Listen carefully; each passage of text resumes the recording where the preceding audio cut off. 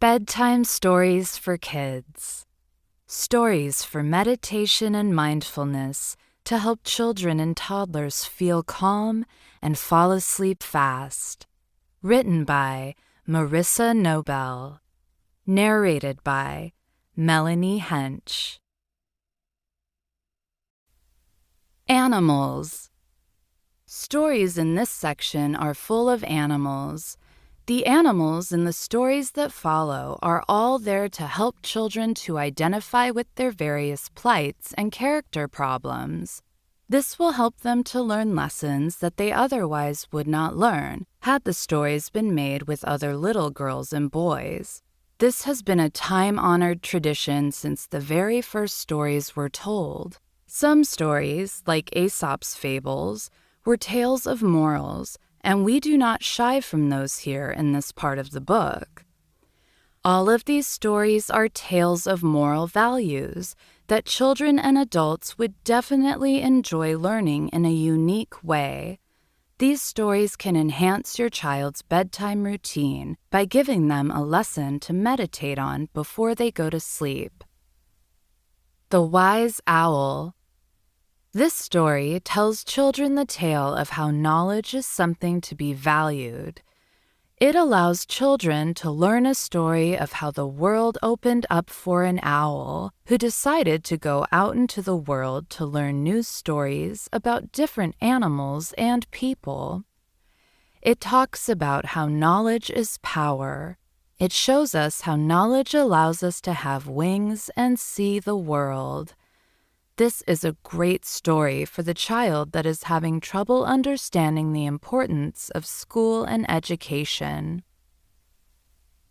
Nat the Hedgehog. This story tells the tale of a girl named Nat. She is a girl that loves nature and the world. In this story, she learns how everything is connected, and everything that she does affects the world in either a positive or a negative way. She learns that she can change the way things are going by making positive choices and thinking about the impact that her choices have on the world around her. This is an excellent story to tell when children are having trouble seeing the consequences of their actions. There once was a beautiful hedgehog named Nat. Nat loved being outside in nature and loved everything about the world. She loved nature and all the colors that were in it. She loved the trees and green grass. All the things in nature, from flowers and trees to rocks and sand, gave Nat joy. She loved all the animals, from the singing birds to the burrowing groundhogs. Most of all, she loved her family that lived in a tree in the midst of the wild woods. She was quite a naughty little girl sometimes, and her father was always reminding her that everything she did would have an effect on the world around them. She tried her best to listen to him, but she just couldn't see how a little hedgehog girl like her could have any effect on the world around her. Her father, Augustus Hedgehog, loved the natural world almost as much as his daughter did, and always tried his best to get her to understand her place in the world around her. One day, while Nat walked through the wild woods on her way to the tame town, she was hiking along a well-worn trail and enjoying the beauty of the spring flowers and the gentle breeze of the wind. The air was full of the fragrant smell of all the flowers that were in bloom around the forest. While she was walking, she heard the buzz-buzz, busy buzzing of a bee. Except it wasn't a bee. It was a hummingbird hard at work collecting nectar from the flowers. She stood there for a moment and watched Mrs. Hummingbird collect the nectar in her bucket. She wondered what she was collecting so much nectar for. Nat thought the hummingbird was so beautiful in her busy gathering. She wondered if the hummingbird would talk with her for a moment. "Hello, Mrs. Hummingbird. How are you doing today, and what are you doing?" asked Nat in a sing-song voice. Mrs. Hummingbird stopped her collecting and stood there and looked at Nat Hedgehog. The little bird was small, and the red, green, and blue of her feathers glimmered in the sunlight. Nat was stunned. She had never seen such beauty in a small animal before. "I am collecting this nectar as fast as can be because every day someone comes and picks all the flowers in the area, and it is making it harder for us hummingbirds to find food." Nat thought to herself how many times she had picked the beautiful flowers and then tossed them along the road. She hadn't even used them for anything, but just picked them daily whenever she would pass them on her way home from school. Sometimes she would play games with them or toss them aside, but she never thought that another animal needed them for food. "I'm sorry, Mrs. Hummingbird," said Nat. "I always pick these flowers on my way home from school. I never thought that someone needed them for food to eat." "Thank you for being so honest, little one," said the bird. "I will never pick the flowers just for fun again, Mrs. Hummingbird. Thank you. Remember, everything you do affects another being." With that, Nat decided to continue down the path. She was hoping to make her way to the tame town to see her father at his job. He would be getting off of work soon, but she wanted to walk him home today. She continued down the way, thinking of all the things she might do to affect other animals in the woods and elsewhere. With that, she began to walk some more, and at that time she came to the riverbed. She saw the beavers taking sticks and building a dam hurriedly. They were building yet another of those things. When Nat was bored, she would throw rocks at those dams and destroy them. They didn't look very pretty, and she didn't like their presence. But at that moment, watching the beavers work, she thought how beautiful it looked to watch them build something, even if it didn't look pretty to her. "Hello, Mr. Beaver," said Nat to one of the beavers building the dam. "What are you doing today?" "We are rebuilding the dam that has been destroyed by some rocks. This is where we live and raise our young ones. It is really frustrating for us to have to build new ones." "Why don't you live in a tree like my dad and I do?" asked Nat. "This is where we live. We need these houses because we like to live by the water." "I'm sorry, Mr. Beaver. Every time I'm bored, I come into the woods and destroy these dams. I thought they were very ugly and useless." "Remember, little hedgehog, that not everything is beautiful to you, but everything has a purpose." "Please forgive me, Mr. Beaver. I will never throw rocks at your house again." "You are forgiven," said Mr. Beaver, and he went back to busily working on the dam they were building. Nat thought to herself how she had never thought that something so ugly could be used for such a mighty purpose. She felt bad for carelessly destroying something so important for little baby beavers and their families. She vowed to make sure that she would think about her actions before she did them in the future. She would remember that everything is connected. As she was walking along the riverbanks toward the tame town, she began to sing herself a little song and noticed that there was lots of trash in the water. It made the water look ugly, and she wondered where it came from. The river ran right through Tame Town, so she figured it must be coming from somewhere up near Tame Town. As she approached the Tame Town, she began to wonder who would be so careless to throw trash in the river.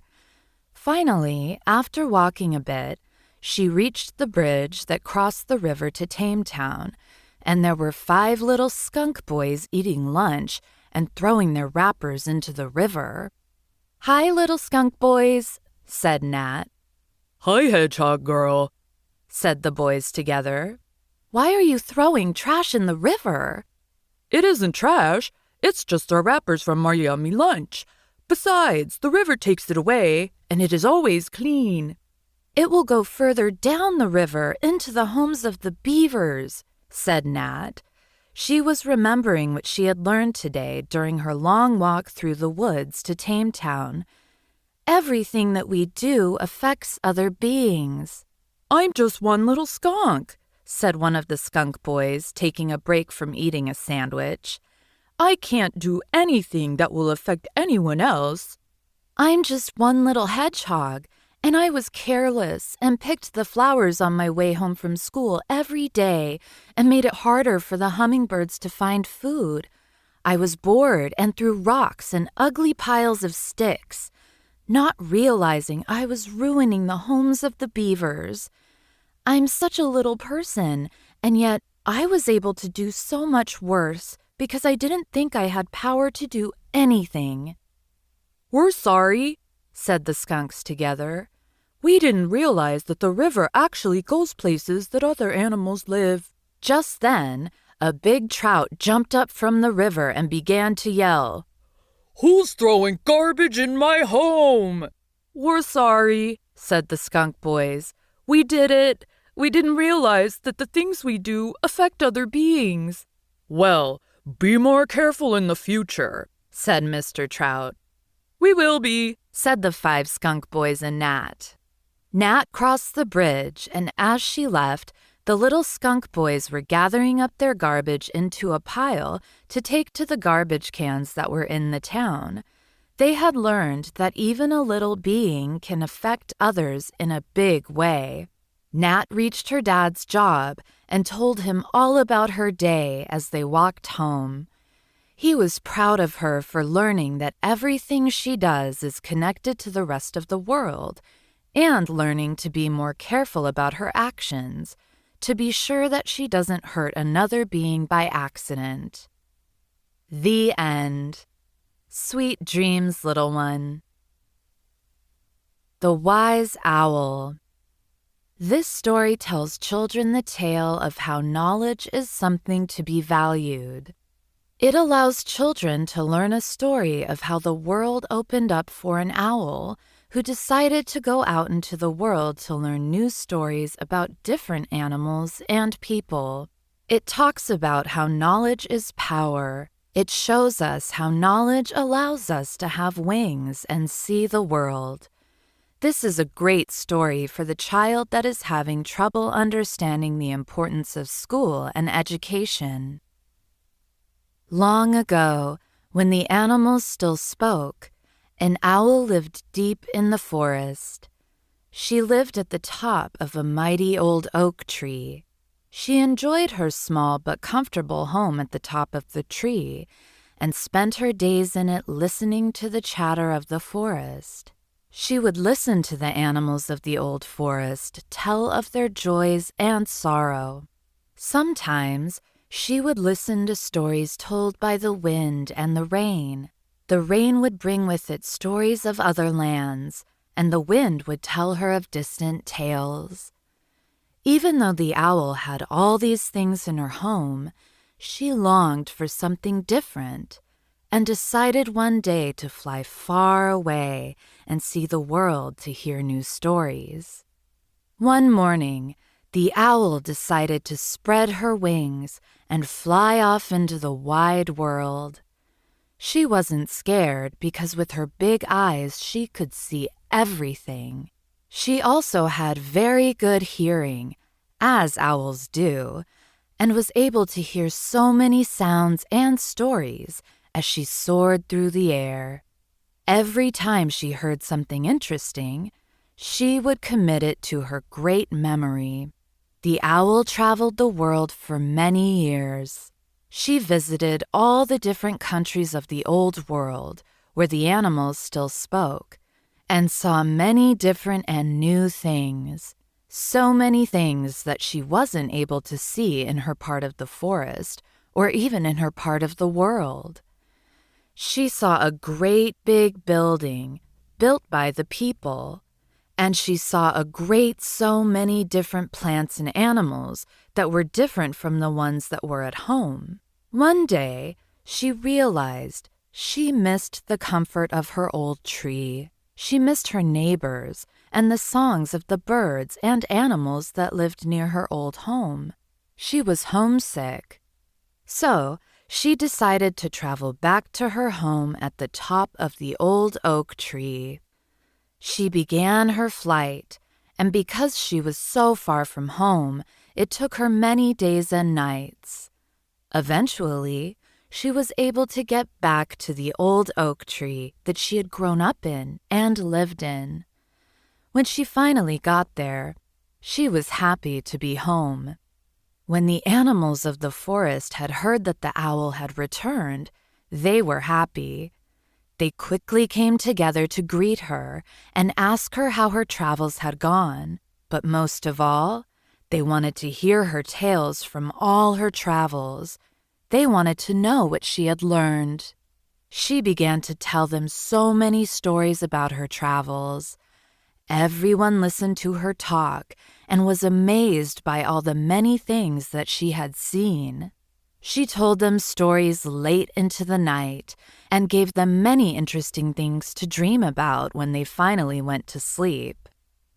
The animals loved the stories that she had told them and quickly begged her to make sure that everyone knew the stories before she left again. The owl didn't plan on ever leaving again, but she was sure that she would tell the stories to all the animals in the forest. She began to write her tales down for everyone to learn. It took her many days and nights to write down all the things that she had learned in her travels. Everything she had learned had a story attached to it. When she had finished the book, she began to make copies for other animals to keep. But the first one she made she would keep to herself to remember all her travels by. When she had made a lot of copies, she gave them out to the various animals in the forest so that they could make copies for their friends and family members. Eventually, these stories became bedtime stories for the little animals in the woods.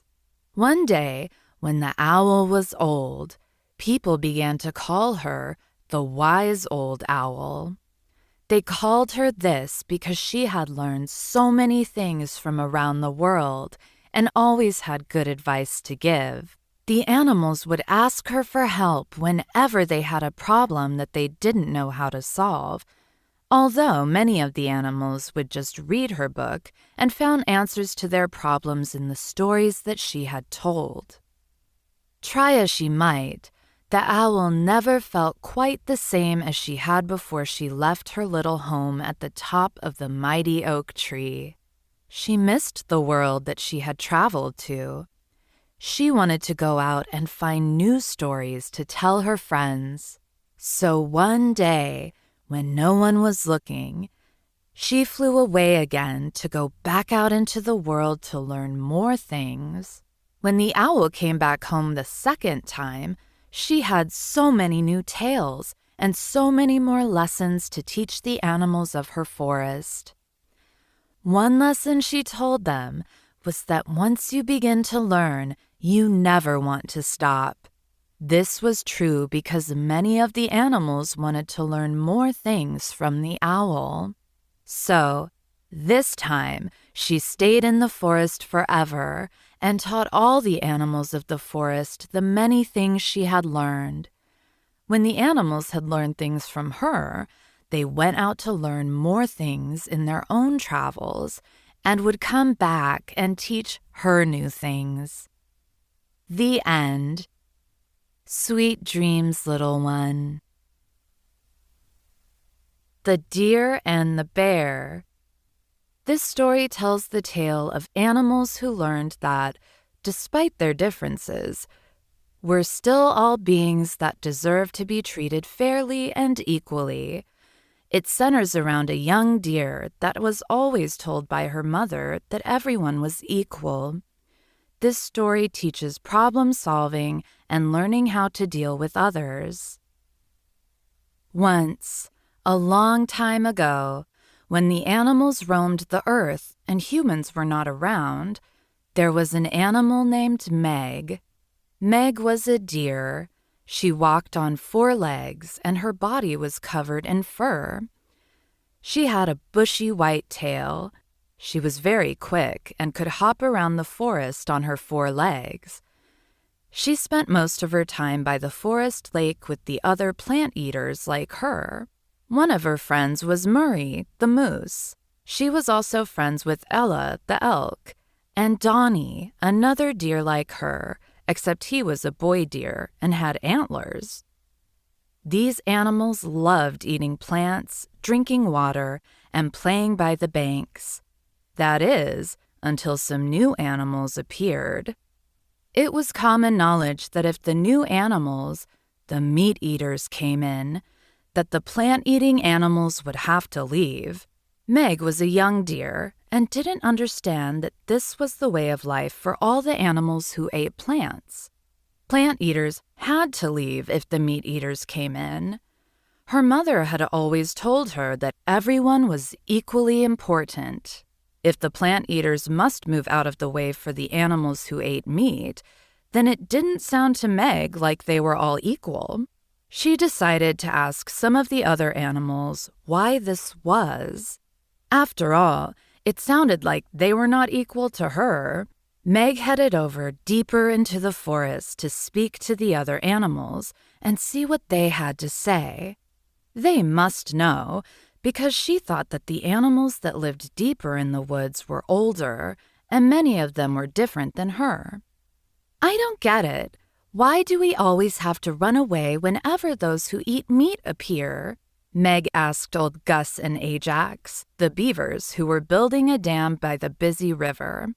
"Well," Gus began, "it's just how it is." Then Gus put his head underwater to grab some mud from the bottom. "It's always been that way," Ajax explained. "As soon as someone sees that the meat-eaters are coming, we have to hide." He busied himself patting on the dam to make sure it was secure. "Or else we might get eaten," Gus continued as he joined Ajax in building the dam. "Nobody wants to be dinner, you see, little Meg." "Well, I certainly do not want to be dinner," Meg said, "but it doesn't seem right. It isn't fair." "No, it doesn't," old Ajax agreed, his mouth full of twigs. "And no, it is not fair either." "It's just the way it is," Gus said, and the old beavers continued building. Meg moved on to a field where some other older deer were lying about and enjoying the sun. "Hi, guys," Meg said as she greeted them. "Hi, dear Meg," said her Uncle Barney. "What can we do for you today?" Uncle Barney was laying in a clover and eating bits of clover as he lay in the sun, soaking up the warmth. "I was wondering why we always have to move when the meat-eaters show up. My mom said that everyone is equal. Are we not equal to them?" "Well, you see," Byron, a buck with the biggest antlers in the field, said, "it's simple, really. None of us wants to be eaten." "I don't get it. What makes them so important?" Meg asked. "What gives them the right to eat us?" "Well, they are bigger and stronger than we are," Byron explained. "It's just the way it is." "They are smaller than a moose," Meg argued. "Moose are the largest of all of us." "Well," Barney said, "while that is true, the meat-eaters can move very fast and are more aggressive." Meg thought about this for a moment. "What if we made friends with them to show that we are just as good as they are?" Meg said. "That won't happen," Barney continued. "They are bigger and stronger and fiercer than we are, and it is just better that we stay out of their way." This was going nowhere, so Meg decided it was time to move on. As Meg moved along, she hoped she would find some plant eaters that had more courage. Soon she found Steve the ram grazing with some of his friends. "I have a question," Meg began. "Why are we less important than the meat eaters?" "I don't think we are," said Ollie the ram, "but they always push everyone else around." "But there are more of us than there are of them," Meg said. What if we stood up to them? That might not work, Steve said. Everyone is afraid of getting eaten. What if we made friends with them? Then they might not eat us, suggested Meg again, hoping for a better response. And she got one. It's worth a try, Steve said. But don't get your hopes up, because it's never been that way before. We'll go with you, said Ollie. We'll help try to make friends with them, and we will protect you if it doesn't work. Thanks, said Meg, hoping that it would work, and off the three friends went. Soon they found a young bear. Even though the bear was young, he was gigantic. He was just standing around roaring.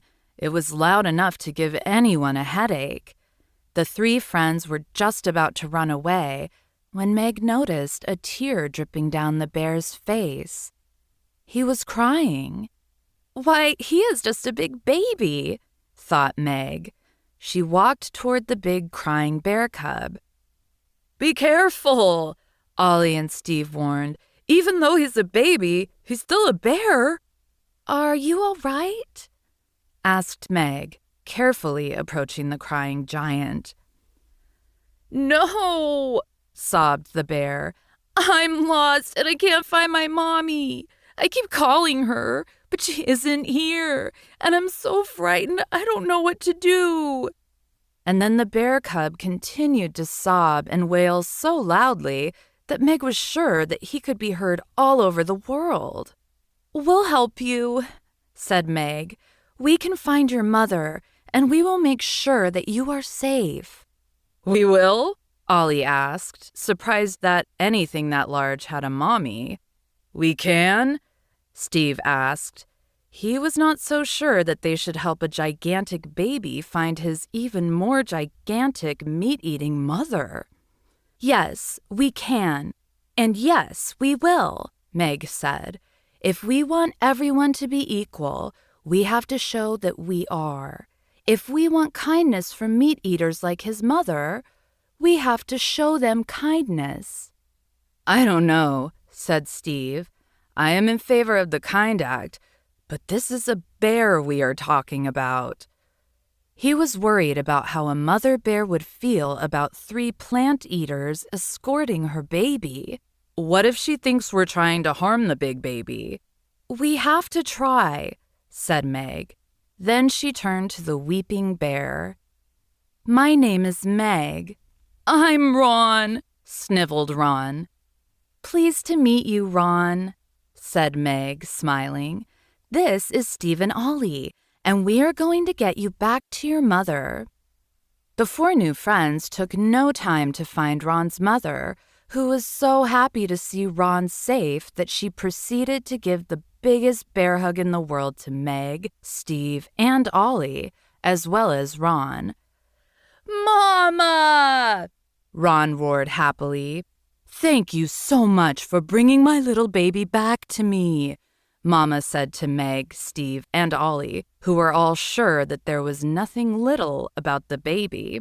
You are welcome. I don't mean to be rude, because I am so grateful that you found him, Mama said. But why did you help him? I know that your kind and mine never get along. We wanted to change that, Meg said. I believe that we are all equal and that nobody is more important than anyone else, and we all deserve the same rights and privileges. I wanted to see if we could make friends with someone like you, and that your kind might not chase us away or eat us. Well, now you have 2 new friends, Mama said, and we will make sure that you have many friends with us meat-eaters. Besides, we're bears. We usually eat fish. The next day, Ron and Mama appeared at the big river. The beavers started going underwater. The rams prepared to strike with their horns. The bucks lowered their antlered heads, ready to charge. Meg ran over to her new friends with Steve and Ollie. No, stay! These are our friends, Meg called out to the others. There is no need to be afraid. They are going to eat us, yelled a rabbit. No, they are here to visit us and talk, Meg said. They are our new friends. They want to tell us that we all belong too, Steve cried out. Remember, we are all equal, Ollie said. We have to show our acceptance of them, and they will accept us as equal to them. You are my friends, Ron said. We never eat friends, Mama said. I promise, from now on, our kind will treat your kind as equals and friends. We only want to celebrate our friendship with a drink from the lake. Soon, the plant eaters began to approach Ron and Mama to shake hands. And so, the entire group moved to the river and each took a long drink. Then they played and splashed in the water for hours afterward. By the end of the day, every animal was covered in mud and ready for a good night's sleep. And they were also all friends. True to her word, Mama made sure that her new friends would be accepted and treated with kindness and equality by all the other meat eaters, instead of bullying them and eating them.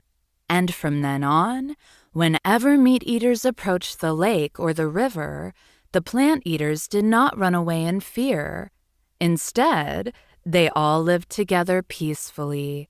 Ron and Meg played all day, every day, and at the end of each day, they curled up together and fell asleep counting the stars. They dreamed of adventures in the sky, water, and forests.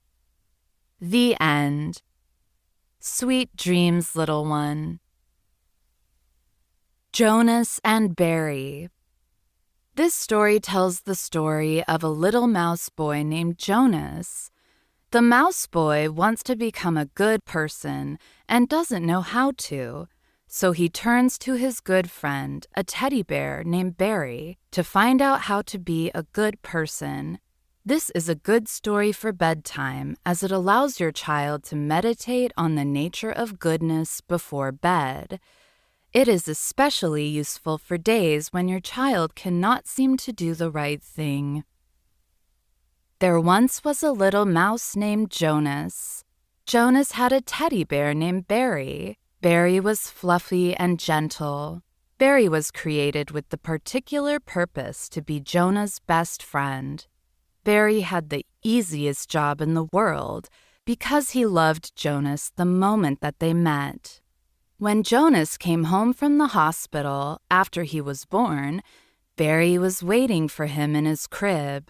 Every time that Jonas went to sleep, Barry was in his arms. Jonas learned to walk, and Barry went with Jonas everywhere he went. When Jonas went to visit his grandparents, he brought Barry. Barry did his job well. Barry made sure that Jonas always had someone cuddly and soft to hug. Jonas always felt loved by Barry. Barry made sure that Jonas's dreams were filled only with happiness and love. Barry didn't think that there was any other job that he would ever want to do. Jonas loved Barry, too, even though it was not a job for him. Jonas loved Barry the moment that he first saw him. Jonas didn't remember a time without Barry because they had been together since the beginning of Jonas's life. Every night, Jonas would hold Barry as he snuggled under his blankets and dreamed. Jonas loved Barry's soft, fluffy fur and would touch the little button nose that Barry had. Jonas would tell Barry how special he was to him every single day. Every night, before he went to bed, Jonas would wish Barry sweet dreams.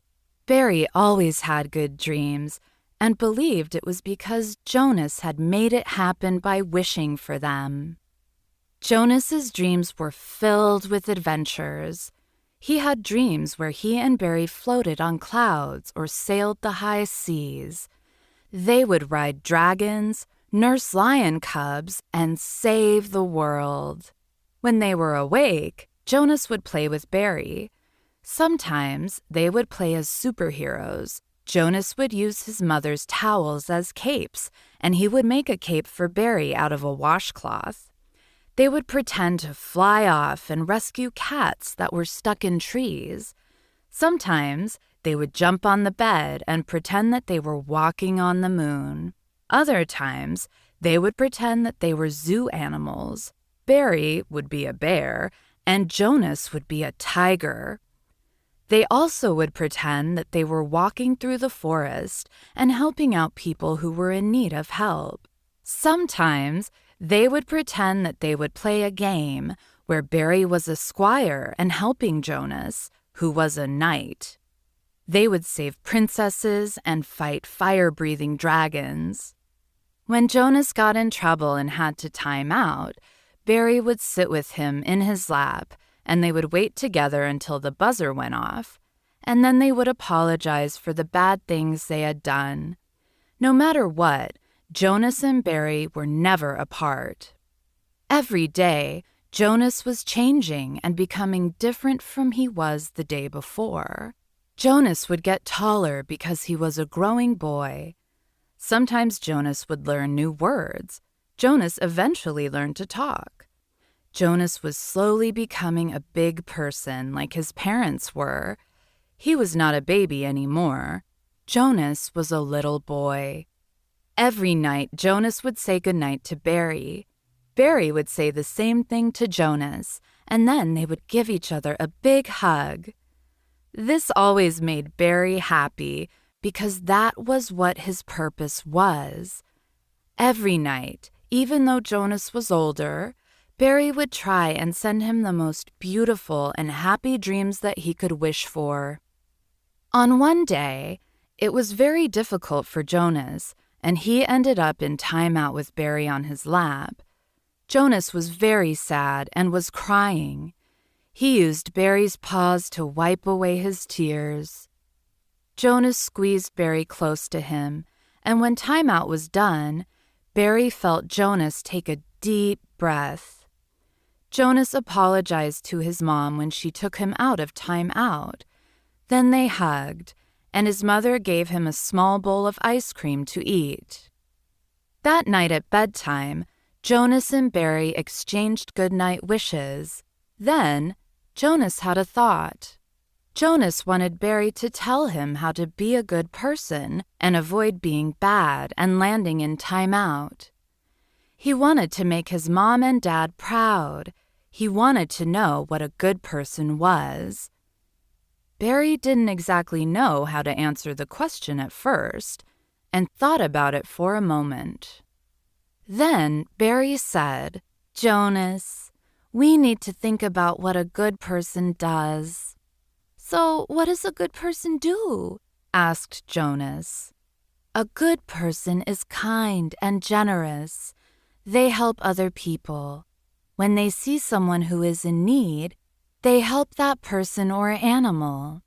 "Barry, I helped my neighbor find his lost puppy once," said Jonas. "Yes, you did. That was very good.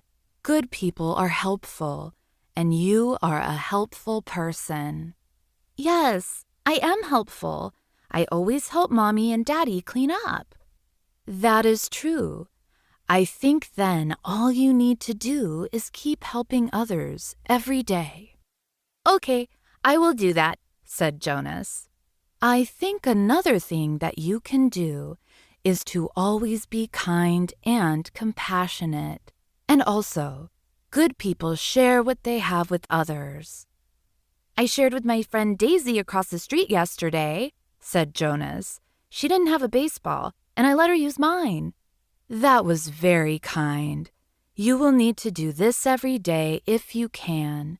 "I will, I promise," said Jonas. "That's great," said Barry. "Also, I was thinking that good people always tell the truth, even when it isn't funny or easy." "I did tell a lie today. That's why I was in timeout. I will try my best to never do it again." "It is always important to try," said Barry. Good people learn from their mistakes, and then they try to make sure that they don't make them ever again. And now you know why you have to tell the truth. I think I learned from my mistake today, Jonas said. I will try to always tell the truth from now on. I just thought of another way to be a good person. Good people always think of how the things they do make other people feel. Do you do that? I know that when I lied to my mom, it made her feel very sad. So, the next time you do something, before you do it, think about how it will make the other people around you feel and how it might affect them. I will, said Jonas. I don't ever want to hurt other people's feelings or make them feel sad. That's good. It is good to remember that you are not the only person in the world, and everything that you do can affect another person. This reminds me of another thing good people do. They have compassion for other people and empathy. Empathy means that they see another person that is sad and know how it feels to be that other person. Is that like how when I see a person with a broken arm, that I feel sorry for them? Yes, that's exactly it. That means that you have empathy and compassion. Maybe you are a good person after all. Really? I didn't even do anything to fix their arm. I just felt bad for them. Yes, just being able to feel bad for the person is empathy, and a sign that you are a good person. I remembered another thing that good people do. They always put other people's needs and wants ahead of their own. Jonas had to think about that one for a moment, and he remembered that he had agreed to play with his friend Clive in a treehouse, even though he liked his own treehouse better. And that when Clive was unable to leave his house, that he went over to play there, even though he wanted to stay home. He told all these things to Barry. That's good. You always put the needs of others before your own. I will make an effort to do that more often, said Jonas. Good idea, said Barry. I hope I can be a good person. I really want my mom and dad to be proud of me. You already are a good person, said Barry, and your mom and dad are already proud of you, and they always will be. You just have to remember to keep trying your best. We all have our moments when we fail. So, to stay a good person, said Jonas with a smile on his face, I have to be kind and compassionate. I have to tell the truth. I need to help others and be considerate of their feelings. I should be generous and giving. That doesn't sound too difficult. It isn't very hard, but it might get harder when you get older. But if you think of those things, you will be just fine. I really want to be a good person. Then Barry said, hugging Jonas, You are a good person, and I love you.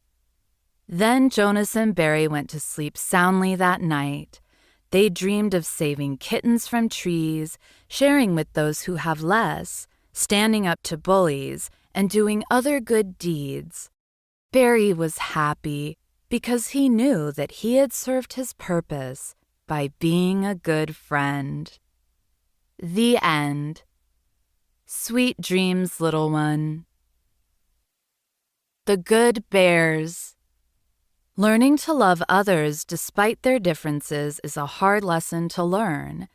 This story tells the tale of a young gopher named Bonnie and how she learned to love others when some giant bears came to her town. This story is a great way to get children to understand diversity and unity with people of all nations that live in their own neighborhood. You can use this story to begin to talk about some of the prejudices that we have about other people based on not knowing anything about them. There once was a little village on the prairie called Yesterville. Every building in Yesterville was made of wood and thatched little roofs. All of the buildings looked the same, except for that of old Annie's house, which seemed to be falling apart. There were many creatures in that land when the gophers moved in and built the village, but no one knew where they came from. The forest creatures stayed away from the prairie village because it was mostly populated by gophers, and they didn't seem to want to bother them. Many of the prairie dogs that lived in that area before moved away for the same reason. The gophers of the village did not interact much with the town that the prairie dogs lived in, and stayed away from as many of the other towns as they could. They did not like their children to interact with outsiders. The gophers of Yesterville did not really even talk to much of the prairie dogs that stayed in the area of the village because they thought of them as wild. The only time anyone ever left the village was to go out hunting, which was a sport that they loved to do. In the village, there was a bakery and a market, a church, and a school.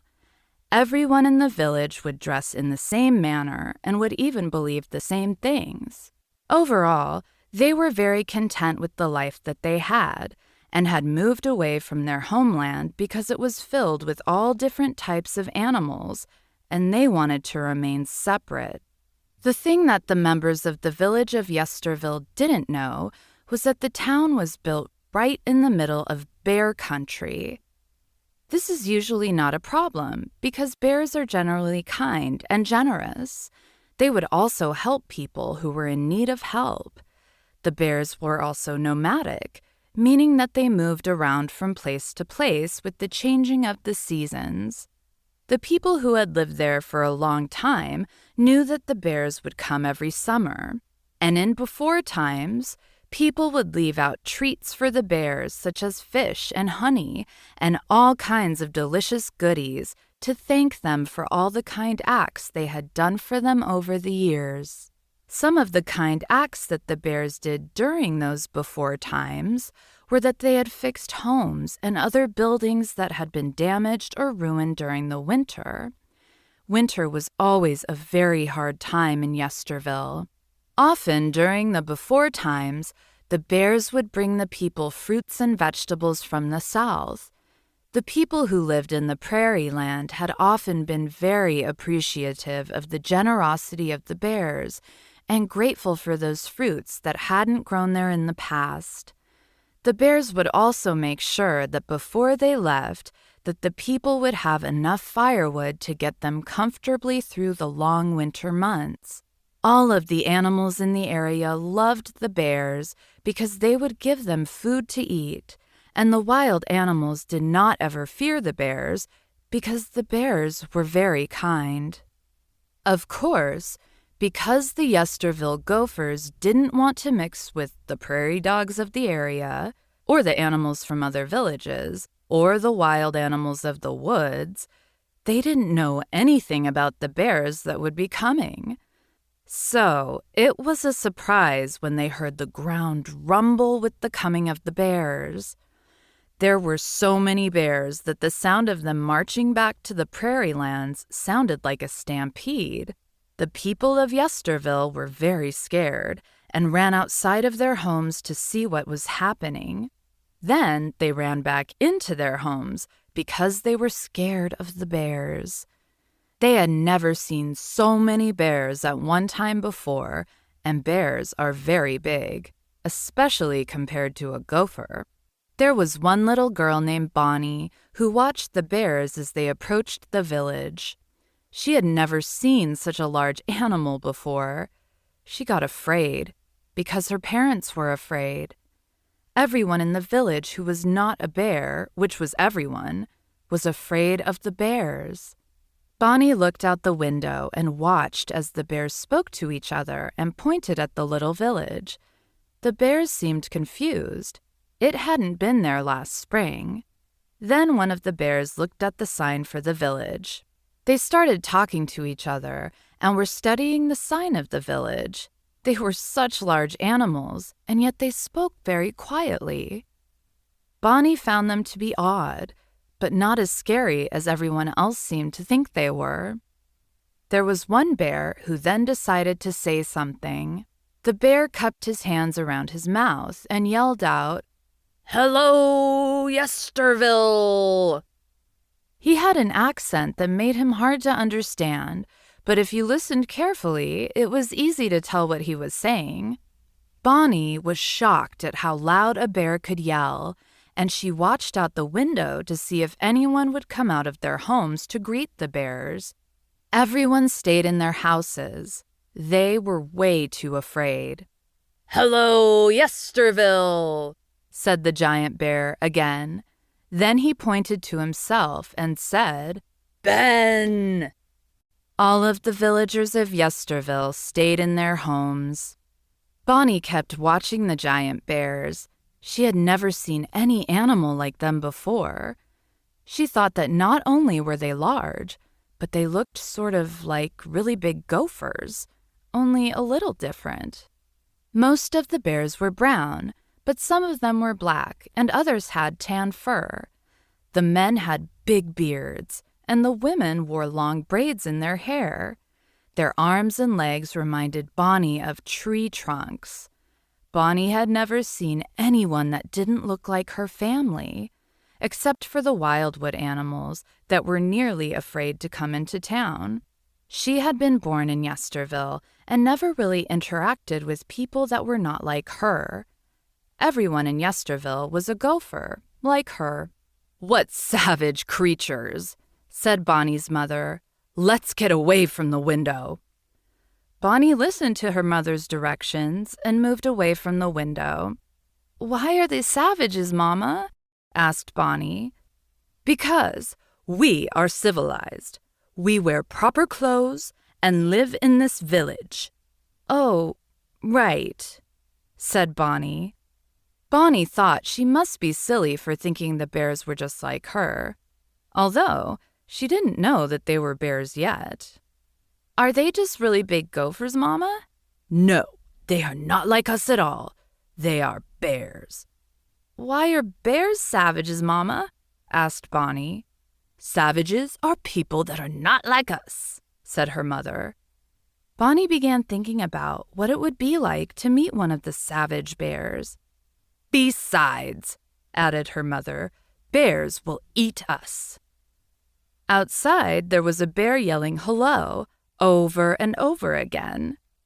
"Oh dear," Bonnie said, horrified. "That sounded awful." After about an hour, the bears shrugged their shoulders and walked away.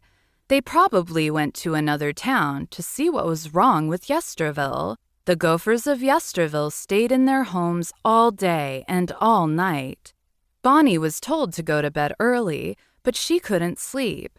She kept thinking about the giant bears and how they looked pretty much like really big gophers. Bonnie worried that the bears might come back and eat her neighbors for dinner. Bonnie finally began to think that the bears were huge and ugly and savage, just like her mother had said. She thought about how her parents knew so much and wondered how they knew so much. She wondered how they knew that bears would eat them for dinner. The next day, Bonnie woke up and got dressed. She went to the window to look and see if the giant savage bears were outside, but the bears were not there. Looking outside, she noticed that no one was walking around outside either. Her mother told her that school would be canceled for the day because everyone was going to stay inside in case the bears came back. Bonnie tried to entertain herself in the house all morning, but she felt so very bored. Eventually, she decided to go outside. Since no one was outside, she would have the whole world to herself. However, Bonnie couldn't stop thinking about the bears. She began to have a feeling she had never had before. She was curious about the bears. She walked along the roads of the town and noticed that her friend Anne's house looked brand new. She thought that was weird because Anne's house had been damaged in a storm during the long winter, and it seemed like it would have taken a whole year to fix. She also noticed that someone had planted a beautiful garden in front of the house, all since the last time she had been there. She wondered how that had happened. Everything looked beautiful, and Bonnie wondered who had fixed Anne's home overnight. Bonnie decided to try and find the giant bears. She just wanted to look at them and maybe see if they were eating any gophers. She had never felt this curious about anything or anyone before. While she knew that her mother would be angry with her for leaving Yesterville, it had long been a tradition that the children were not allowed to go past the town's borders. She didn't much care. She was also a little concerned that her father would be very mad with her and punish her when she came back. But she just felt that it was her destiny to see those giant bears again. They may be savages, but she didn't think they would have spent so much time trying to say hello if they were really mean. It didn't take her very long to find the tribe of bears. She hid behind a big tree and hoped that no one would see her. The giant bears were sitting in a circle around a big campfire. They were eating honey and fish and laughing. One bear began to play an enormous instrument, and they all began to sing. It was the loveliest music that Bonnie had ever heard, and it made her smile. She could not remember when in her life she had heard such beautiful music before, and it made Bonnie want to dance. Bonnie began to tap her feet, and then the next thing she knew, she was swaying back and forth, and suddenly she felt a hand on her shoulder. It was a very small bear that was probably a little baby bear. She was very scared at that moment. "Hello, would you like to join us?" the bear asked in a surprisingly gentle voice. But please don't eat me," was all that Bonnie could say. "Eat you?" asked the bear gently. "Why would we do that?" "Don't bears eat gophers?" "No," the bear laughed. "We only eat fish for meat. Where on earth did you get that idea?" "My mother says that you are savages," Bonnie said, feeling rather silly, "and that savages eat gophers." "I thought savages moved onto other people's land and then ignored them," the bear said. "We've never seen a bear before," Bonnie said. "I don't think any of us knew this was your land. Besides, my mama thought you were going to eat us, so it's quite understandable that we were afraid." "We figured that," the bear said. "So my papa and my uncle fixed one of the broken homes, and we left." "You fixed Anne's home?" "Yeah, that's what we bears do. We help people who are in need of help," the bear said. "It's our way of life." Bonnie had never heard of strangers helping people, but she liked the idea. "Are you hungry?" the bear asked. "I am," said Bonnie. "Well, come along. There is plenty for everyone. We even have some fruits and veggies from down south of here. We were going to give them to the people of your town, but no one would come out. You can meet my dad. His name is Ben. My name is Zach. I'm Bonnie." Bonnie thought the giant bears were lovely company, and they seemed to know everything about the whole wide world. She had never seen so many bears and other animals hanging around a campfire before. They seemed to be friends with everyone. Ben told her that because the bears would help injured animals and help them when they were in need of help, everyone loved them. She had 3 helpings of the giant bear's dinner because it was so delicious. "I love it here," said Bonnie. "Thank you," said Zach. "We always have fun around the campfire, and you are welcome to come play with us whenever you want." Ben, Zach, and a few other bears helped Bonnie get back home. As she and the giant bears came back to Yesterville, she noticed that many of the gophers of the town had gathered together and had formed a hunting party. "Don't eat her," yelled Bonnie's mother. "No, Mama, I'm fine," Bonnie said as she ran over to her mother. I went for a walk and found Ben and the other giants. They fed me and brought me home. And they fixed Anne's house and planted that beautiful garden for her." What? asked Bonnie's mom and dad. "They aren't like us," said Bonnie. "And they aren't savages. They are kind bears, and they help people wherever they go. They are good animals, and they are my newest friends." How? asked Bonnie's mother.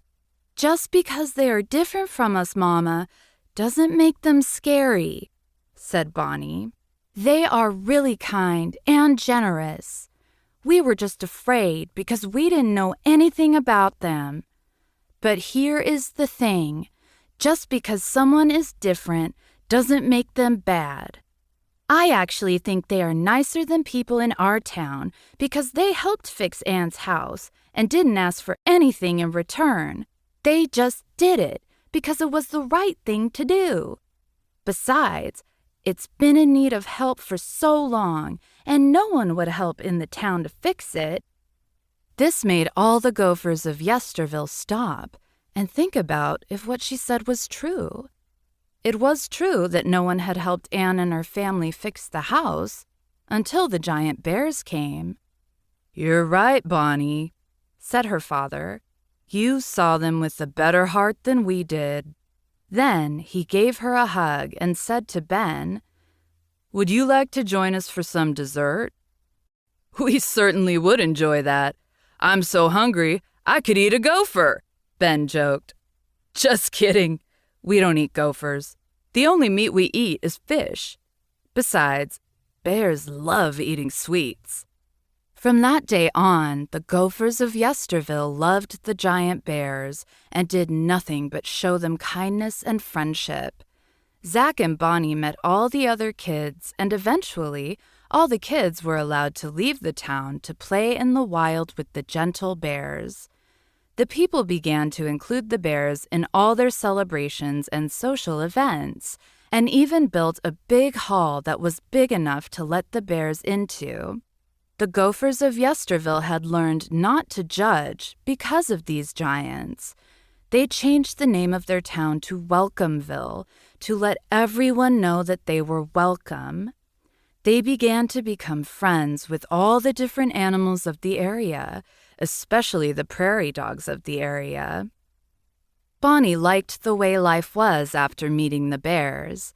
Everyone in the village became more curious and interested in learning more and loving people more. Bonnie knew that she had the bears to thank for this. The end. Sweet dreams, little one. The Fox and the Grapes. In this retelling of the old Aesop's fable, the fox is looking for something to eat and finds grapes at the top of a tree.